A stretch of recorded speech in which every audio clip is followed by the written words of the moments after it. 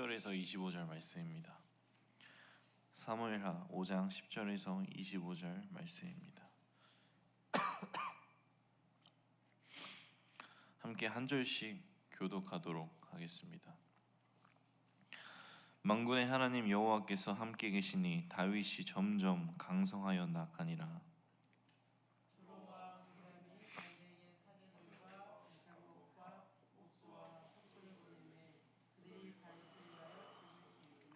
다윗이 여호와께서 자기를 세우사 이스라엘 왕으로 삼으신 것과 그의 백성 이스라엘을 위하여 그 나라를 높이신 것을 알았더라.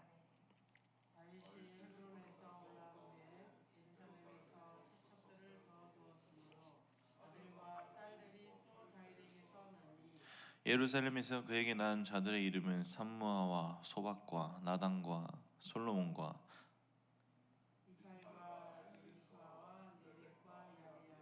엘리사마와 엘랴다와 엘리벨렛이었더라.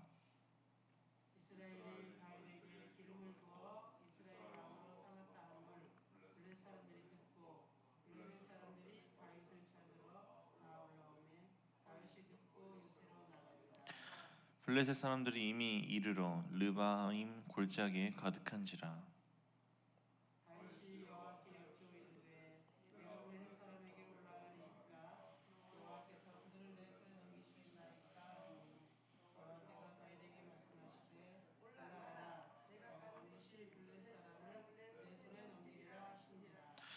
다윗이 바알브라심에 이르러 거기서 그들을 치고 다윗이 말하되 여호와께서 물을 흐름같이 내 앞에서 내 대적을 흩으셨다 하므로 그곳 이름을 바알브라심이라 부르니라.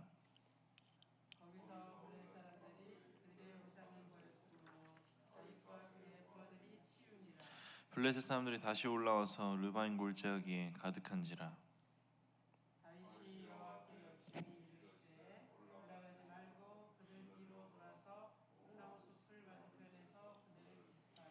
뽕나무 꼭대기에서 걸음걷는 소리가 들리거든 곧 공격하라. 그때 여호와가 너보다 앞서 나아가서 블레셋 군대를 치리라 하신지라.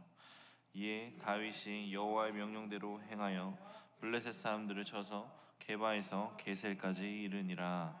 아멘. 오늘도 새벽을 깨워 하나님 앞에 나와 예배드리는 성도님들 마음속에 주님의 은혜가 함께하기를 소망합니다. 오늘날 세상 성공하기 위해서 또 출세하기 위해서 걸음마를 떼기 시작하자마자 사람들을 무한 경쟁 속으로 내던집니다. 남들보다 조금이라도 빨리 학습하고자 하고 남들보다 우위에 있어야 한다고 가르칩니다. 그렇게 사람들과의 관계 속에서 편을 가르고 또 서로를 내리깎으며 서로가 사랑하며 화합하며 살아가는 것을 가로막는 것이 오늘의 현실입니다. 그렇게 세상이 이끄는 대로 되게 많은 사람들은 성공하는 삶이 많은 물질을 소유하는 것, 그리고 많은 인맥을 소유하는 것, 그리고 명예와 권력을 지는 것이 성공하는 삶이라고 생각하지만 성경은 그렇게 이야기하지 않습니다. 성경이 말하는 성공한, 승리한 삶이란 진정으로 그리스도를 영접한 자들의 삶이야말로 세상에서 승리한, 그리고 세상에서 성공한 삶이라고 말합니다. 그러나 믿음이 없이는 이 성경의 말씀이 마음에 와닿지 않는 것이 현실입니다. 왜냐? 이 성경의 말씀이 내 마음에 닿아 믿음으로 자리 잡는 과정까지 세상의 유혹으로부터 고난으로부터 나의 믿음을 지키기가 너무나도 어렵기 때문입니다. 삶을 돌이켜보면 당장 세상이 보여주는 화려함과 달콤함에 하나님에게 향했던 나의 시선과 마음이 세상으로 돌려졌던 적이 많습니다. 함께 시편 128편 1, 2절을 합독하도록 하겠습니다. 여호와를 경외하며 그의 길을 걷는 자마다 복이 있도다. 내가 내 손이 수고한 대로 먹을 것이라. 내가 복되고 형통하리로다. 아멘. 그러나 그리스도를 영접하는 삶이야말로, 그리고 경외하는 삶이야말로 우리가 세상에서 승리하며 살아갈 수 있는 유일무이한 길이라는 것을 믿는 주의 자녀가 되기를 소망합니다. 오늘 우리가 함께 나눈 본문에서의 다윗의 모습이야말로 우리가 본받아야 할 그리스도인의 모습입니다. 이제 다윗은 도망자의 삶을 끝내고 하나님의 은혜로 이스라엘의 왕으로 세워집니다. 이제 사울의 가문에서 다윗의 가문으로 왕가가 변하는 역사적인 전환기를 맞이하는 이때에 참으로 불안정한 요소들이 생겨났을 것입니다. 국민들의 민심, 또 정치, 사회 체계, 또 주변 국가들의 반응 등등 새롭게 세워진 나라가 안정되기까지에는 많은 문제들이 있을 것입니다. 아니나 다를까 예루살렘으로 수도를 옮길 때에는 여부스 족속과의 전투가 있었고, 또 다윗이 왕이 되었다는 소식을 듣고 블레셋이 군사들을 이끌고 옵니다. 그러나 다윗은 사울과는 달리 모든 전투에서 승리하고 다방면에서 승승장구하며 이스라엘의 최대 전성기를 누리게 됩니다. 이렇듯 형통하는 다윗의 삶을 보았을 때 우리가 알 수 있는 것은 오늘날 우리의 삶 또한 형통하는 삶이, 그리고 승리하는 삶이 보장되어 있다는 것을 우리는 알 수 있습니다. 그러나 형통이 보장되어 있음에도 그 은혜를 누리지 못하는 그리스도인들이 대다수라는 것이 현실입니다. 우리가 하나님의 자녀로 형통하는 방법은 성경에 쓰여져 있는 것처럼 내 안에 온전히 하나님이 임재하는 것이지만, 하나님이 임재하시기 전에 우리의 마음가짐과 자세가 준비되어야 합니다. 본문에서의 다윗을 보면 왜 하나님이 다윗과 함께하였는지에 대한 이유를 알 수 있습니다. 이 시간 다윗의 모습을 보면서 그리스도인으로서 세상에서 승리하는, 또 형통한 삶으로 나아가기 위한 신앙인의 자세가 무엇인지 나누고자 합니다. 형통하는 삶으로 나아가는 첫 번째 조건은 어떠한 일이든, 작은 일이든 큰 일이든 매사에 여호와 하나님의 뜻을 구하는 것입니다. 우리는 대개 사소한 일부터 시작하여서 큰 일까지도 하나님에게 뜻을 구하기는커녕 나에게 좀 더 이득을 줄 수 있는 길로, 좀 더 편하고 쉬운 길로 선택하기 마련입니다. 그러나 말씀 속의 다윗은 블레셋과의 전투에 임할 때마다 하나님의 뜻을 물었습니다. 이 물음이 바로 세상에서 승리하며 살아가는 첫 번째 단추입니다. 문제를 만났을 때 먼저 여호와의 뜻을 구한 다윗의 신앙의 자세를 본받기를 소망합니다. 시편 9편 10절 말씀을 합독하도록 하겠습니다. 여호와여, 주의 이름을 아는 자는 주를 의지하니오니 이는 주를 찾는 자들을 버리지 아니하심이니이다. 아멘. 하나님께서는 당신의 뜻을 구하는 자를 버리지 아니하시며 당신에게로 나오는 자를 형통하게 하십니다. 매우 간단한 것 같지만 나의 뜻을 꺾고 하나님의 뜻을 구하기란 쉽지 않다는 것을 성도님들도 아실 것입니다. 그러나 다윗처럼 하나님의 뜻을 물어서 세상에서 승리하며 살아가는 주의 자녀 되기를 소망합니다. 형통의 삶을 사는 두 번째 조건은 여호와의 인도하심을 그대로 따르는 것입니다. 19절부터 25절 말씀을 보면 다윗은 먼저 하나님의 뜻을 묻고 그 후에는 하나님께서 지시하는 모습을 따르는 모습을 보입니다. 첫 번째로 하나님께 묻고 두 번째로 따르는 것이 형통의 삶으로 나아가는 두 번째 단추라는 것을 기억하시길 바랍니다.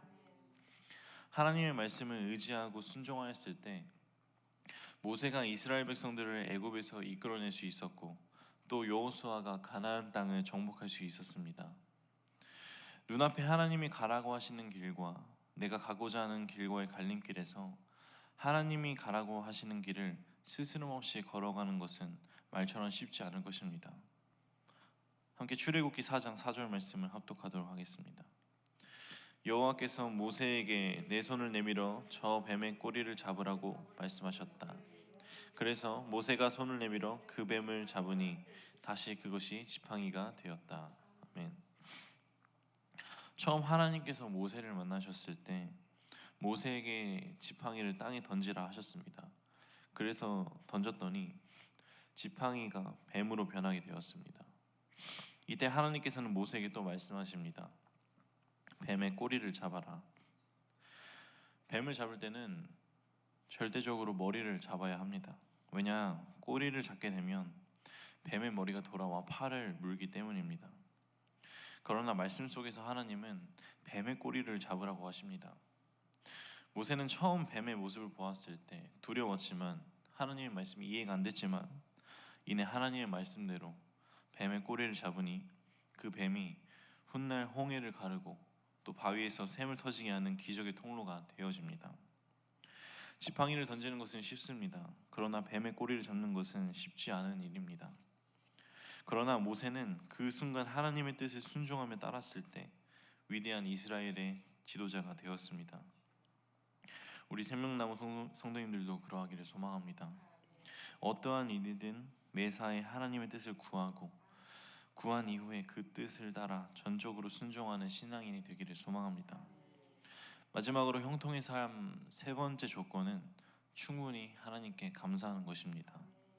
함께 본문 말씀 20절을 합독하도록 하겠습니다.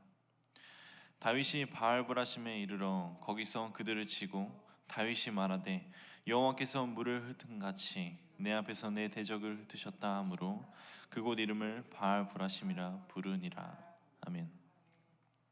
본문의 다윗은 전쟁에서 승리한 후 승리한 장소를 바알브라심, 즉 바알을 격파했다라며 칭하며 승리를 기념합니다. 이것은 다윗이 하나님의 도우심을 감사하는 모습으로 볼 수 있습니다. 우리의 삶을 돌아봅니다. 나는 감사하는 생활을 잘 지키고 있는가? 감사야말로 하나님의 도우심을 직접적으로 체험하는 가장 쉬운 길이라는 것을 기억하시길 바랍니다. 따라서 우리가 감사하지 않는다면 하나님의 은혜를 체험하지 못하게 되고 더 나아가 우리가 형통의 삶으로 나아갈 수 없게 됩니다.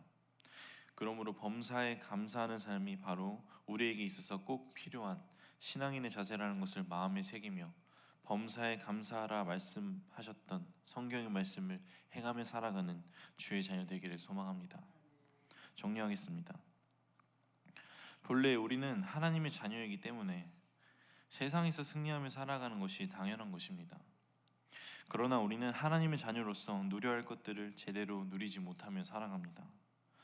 그 이유는 우리가 신앙인으로서 제대로 된 자세를 가지고 살아가지 않았기 때문입니다.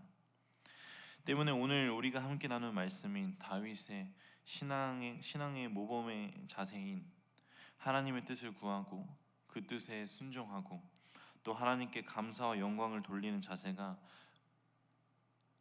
우리 마음속에 새겨지며 나아가길 소망합니다. 한 주간 살아가면서 제대로 된 신앙인의 자세를 가지고 세상에 나아가 승리하고 또 그리스도의 향기를 널리 알리는 우리 생명나무 교회 성도님들 되기를 주의 이름으로 소망합니다. 기도하겠습니다. 언제나 우리의 주권자 되시는 하나님, 삶을 살아가며 너무 내 입맛대로 내가 살고 싶은 대로 살아가지는 않았는지 돌아봅니다. 내가 하나님의 자녀로 살아간다고 했지만 그렇지 못할 때가 많았습니다. 이 시간 방황하였던 나를 내려놓사오니 나를 용서하여 주옵시고 이 시간 다윗을 통해 깨닫게 된 참된 그리스도인의 자세를 내 가슴에 새기오니 주님 나에게 힘 부으시옵소서. 한 주간 살아갈 때 나의 의지를 내려놓고 하나님의 뜻을 구하며 살아갈 것을, 그리고 그 뜻에 순종하며 살아갈 것을, 늘 주님께 감사와 영광을 돌리며 살아갈 것을 고백하며 나아가오니 주님 함께하여 주옵소서. 주님께서 나와 늘 함께하실 것을 믿으며 이 모든 말씀 주 예수 그리스도의 이름으로 기도드립니다. 아멘.